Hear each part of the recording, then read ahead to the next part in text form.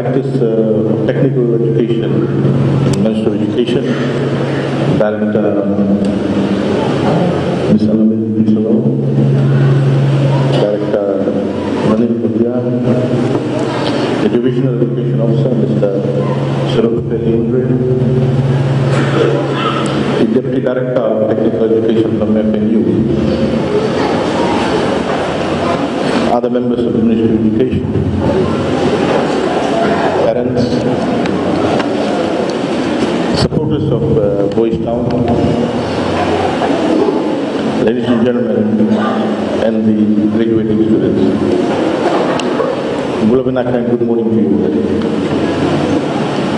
It's a pleasure to be here. My apologies for being late. I was trying to catch up on missed exercises and sleep for the last week. We had extensive debate in Parliament over the national budget of 2016. Close scrutiny by members of the opposition, which is critical and important to ensure the taxpayers' money is utilized appropriately.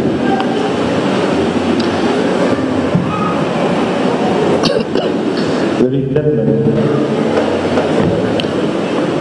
education is critical for sustainable growth and development. Education is critical for sustainable growth and development of any country. It's a binding constraint. Education often is seen in simplicity as a vehicle to provide employment opportunities and livelihood for people. However, it is more than that. It contributes towards cohesive development of a society. It contributes towards ability of an individual, a group, community or society to make decisions based on logic, reasoning, analysis, rather than on emotions, or making decisions based on class, caste, ethnicity, religion, etc. Education is important and critical in terms of supporting all the sectors of the economy to grow and contribute towards the overall growth and development of the country. Without providing the required human capital to various sectors, it will be difficult for those sectors to function and flourish, and therefore contribute to the overall growth and development of the country. So education is not only contributing towards employment creation, contributing towards employment, but it also contributes towards supporting the other sectors of the economy. Ladies and gentlemen, education now is seen throughout the world as the important sector of the economy.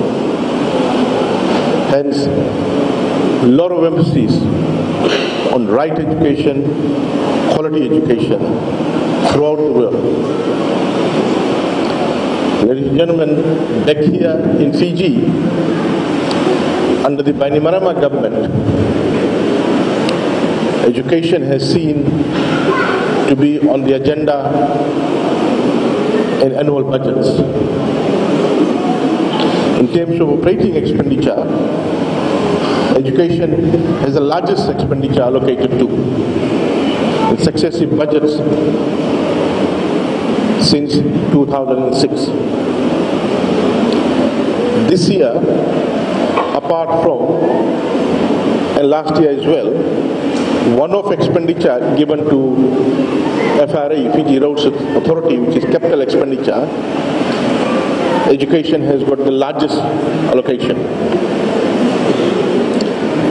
including the higher education institutions and the Tertiary Education Loans Board.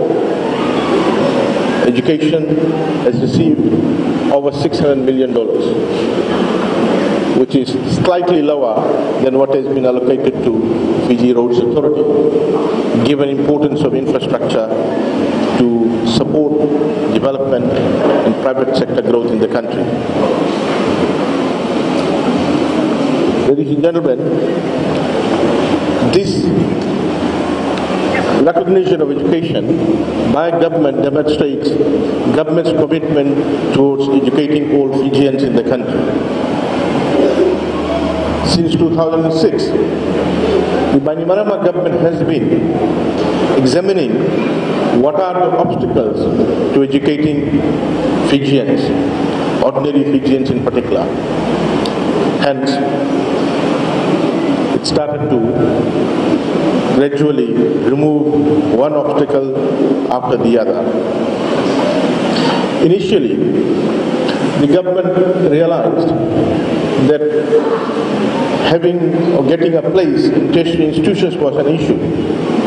Hence, the establishment of Fiji National University, the largest university in the entire Pacific region, in terms of student numbers, in terms of range of programs, in terms of number of staff, in terms of campuses and centers, complementing the well-established, well-recognized University of the South Pacific, so that students are not denied a place just because there's no space. Following that, the government recognized that financial issues could be an obstacle to accessing education in both primary, secondary and tertiary institutions. Hence, the introduction of free education policies by the Bainimarama government, so that no individual, no Fijian, immaterial of where you are, what ethnicity you belong to, what class of households you originate from, you are not denied education. No longer children going to primary school have to pay fees, or secondary school have to pay fees, or the university. Some in the society said that we don't have free education because we still have to pay for getting schools, getting shoes or uniform, etc. Argument does not hold ground. If you go to a shop to buy some groceries, you get ready, catch a bus, pay your bus fare, go to the shop, pay some money, get that particular product, get back, up onto the bus, buy the bus fare, get back home. That's not free. You buy a particular product from that particular outlet.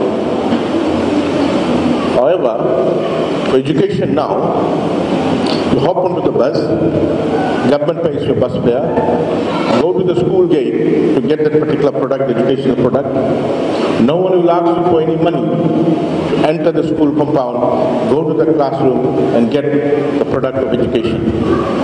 That's free. To the contrary, if you go to a private school, let's say the international school,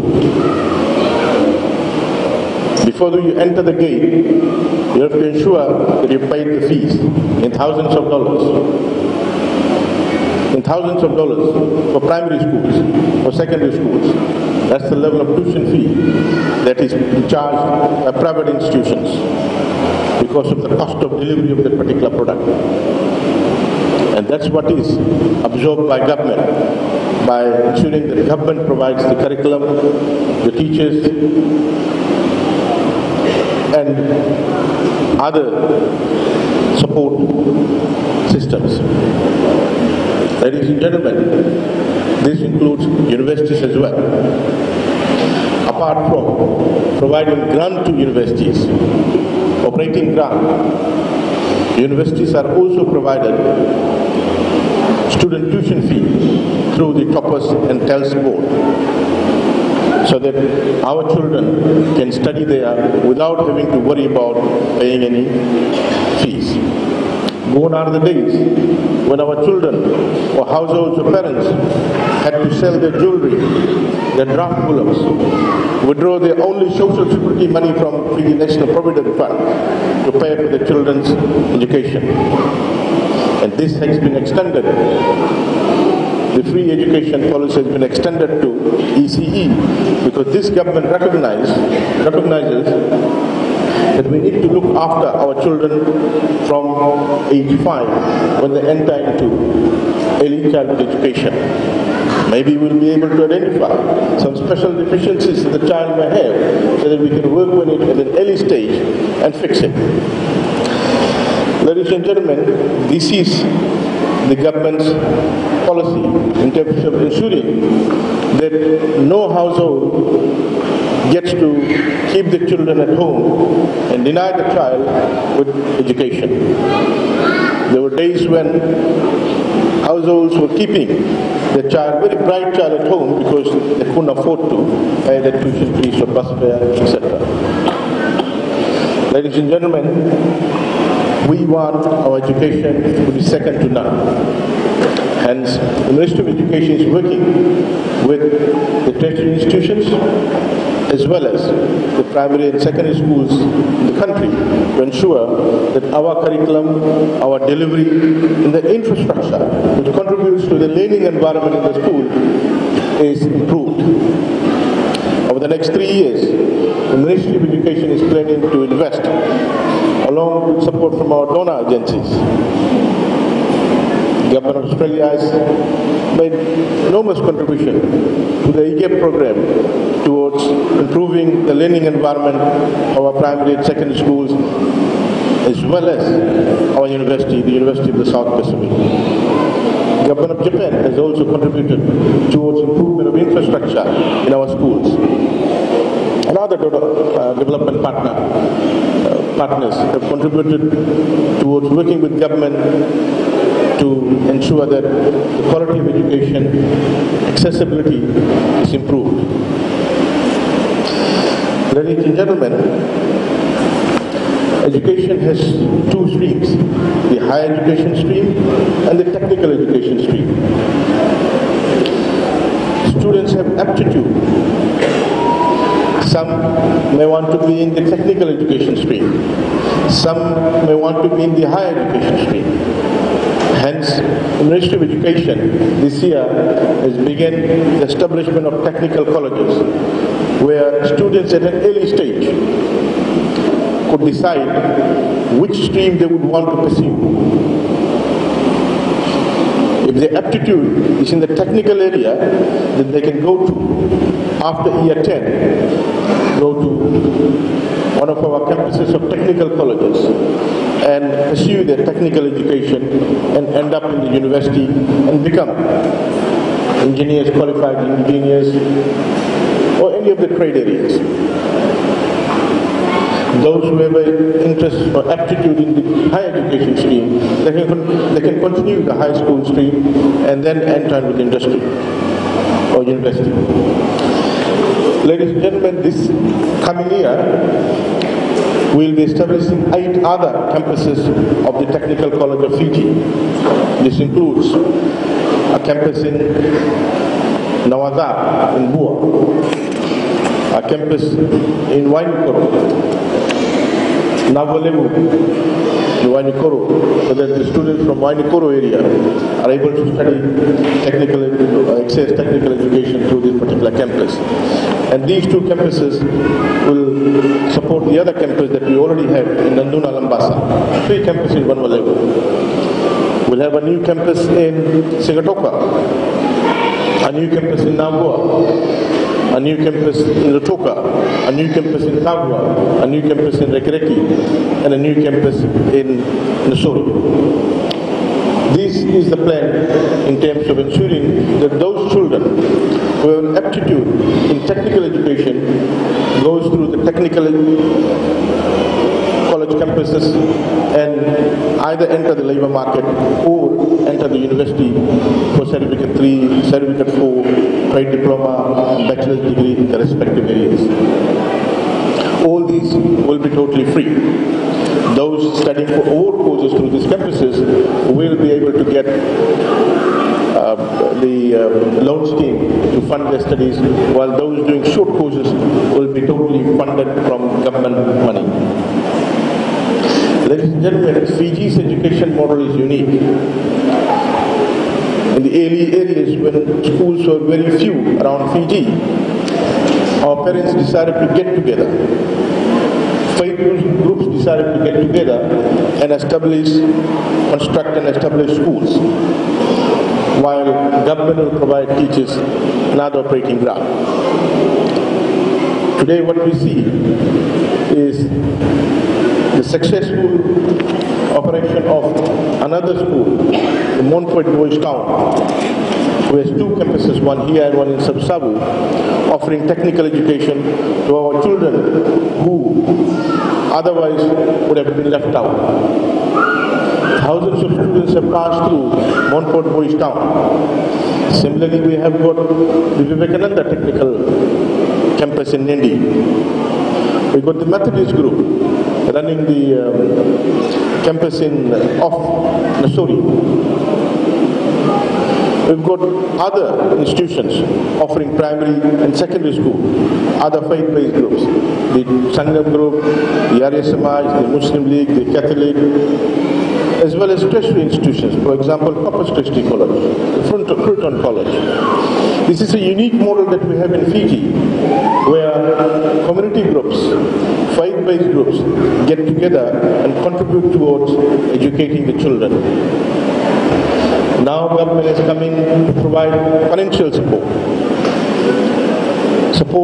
that is critically needed to upgrade the infrastructure. And our commitment and support to these institutions will remain. Our commitment and support to Montfort Boys Town will remain. We will continue to fund these campuses as well as the Sabu one. We will continue in our effort to upgrade the facilities of our primary schools and high schools throughout Fiji, which has been neglected for long. These communities in the interior have, in a very difficult times, very challenging times, sacrificed whatever little income they were able to get to construct schools. Unfortunately, previous governments did not contribute towards upkeep and maintenance of the schools.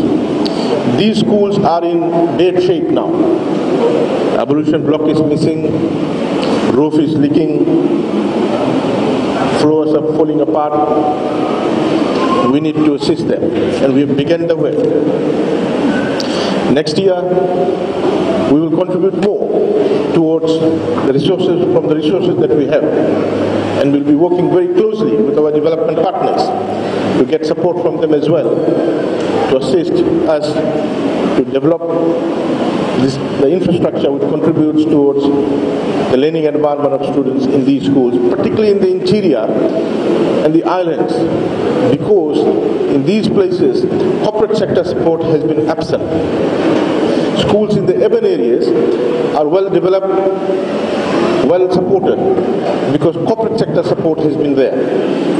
Unfortunately, in the interior, in the rural areas, in the islands, the only income that the management had was the small surplus out of the subsistence economy. Hence, they were not able to maintain the infrastructure, and thus the dilapidated condition that we have witnessed now. Some of you who read newspapers often would have noted about 2 months ago, the dormitory at Muira Primary School up in the Highlands was on first page of Fiji Times. Attached dormitory without any cement floor, housing about 30 students, staying there and attending the primary school. In the night, centipedes will bite them. Highlands quite cold. The night time, they'll be pulling each other's blanket. Roof is leaking. We have allocated $70,000 to construct a new dormitory. So, ladies and gentlemen, there's a lot of work to be done ahead. We're looking at fixing all our primary schools and high schools particularly in the Fijian islands, who need support from us over the next 3 years. That's the plan. Ladies and gentlemen, today we see dreams coming true. Every parent, immaterial of what social strata they belong to, immaterial of what ethnic group they belong to, originate from, what area they originate from, they too have dreams. They have a dream to see their child pass through the primary school, the high school, the university, enter the labor market, be a good citizen of the community. These dreams will be realized by the Bainimarama government by working collectively, collaboratively with the stakeholders in the society, the faith-based groups, community members, to ensure that their children get quality education and there's no obstacle for their children to access quality education. Today, we see the parents, they are anxiously waiting for their child to graduate after gaining a new stock of knowledge in their respective trade areas. I want to thank the leaders of the school, Brother Sahaji and others in the school, its teachers, the lecturers who have contributed towards ensuring that the children's dream come true.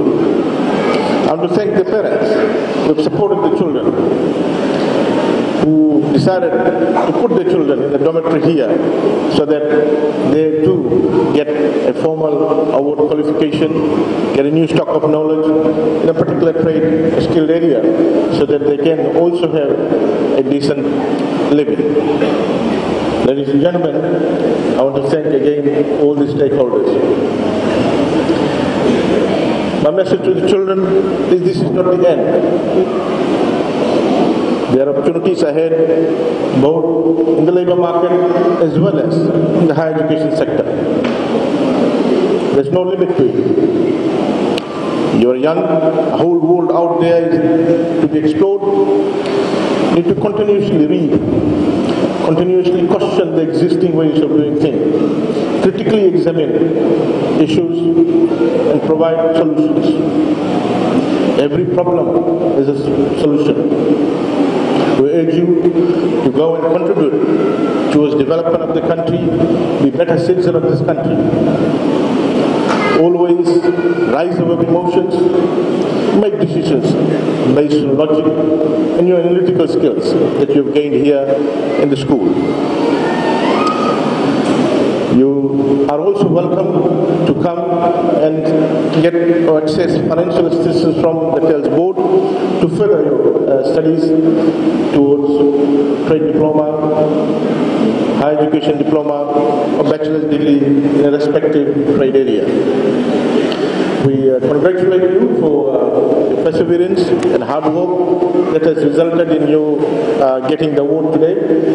And we look forward to your contribution to the growth and development of Fiji and your contribution to your own family, community, and the society.